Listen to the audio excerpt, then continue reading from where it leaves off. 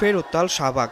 দেশের বিভিন্ন এলাকায় সনাতনীদের উপর হামলার অভিযোগে পূর্ব ঘোষণা অনুযায়ী ঢাকার শাহবাগ অবরোধ করে দ্বিতীয় দিনের মতো বিক্ষোভ করে ৪৪ সংগঠনের সমন্বয়ে সম্মিলিত সনাতন পরিষদ ও ছাত্র সমাজ।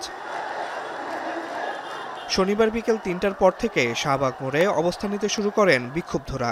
এ সময় ঢাকা বিশ্ববিদ্যালয় এলাকা থেকে শাহবাগ হয়ে ফার্মগেট, মৎস্য ভবন থেকে শাহবাগ হয়ে এলিফ্যান্ট রোড এবং হোটেল ইন্টারকন্টিনেন্টাল থেকে শাহবাগ হয়ে ঢাকা বিশ্ববিদ্যালয়মুখী যানবাহন চলাচল বন্ধ হয়ে যায়। বিক্ষোভে অংশগ্রহণকারীরা সংখ্যালঘুদের নিরাপত্তা ও ৮ দফা দাবি জানান বিভিন্ন প্ল্যাকার্ড, ব্যানার হাতে দিতে থাকেন বিভিন্ন স্লোগান।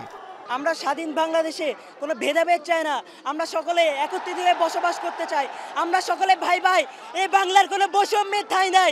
আমাদের চাওয়া একটাই যে এই দেশ আমাদের, এই দেশ সবার, এই দেশ সকল মুসলিমের, সকল হিন্দুর, সকল বৌদ্ধর, সকল খ্রিস্টানের, এখানে আমরা সবাই ভাই ভাই।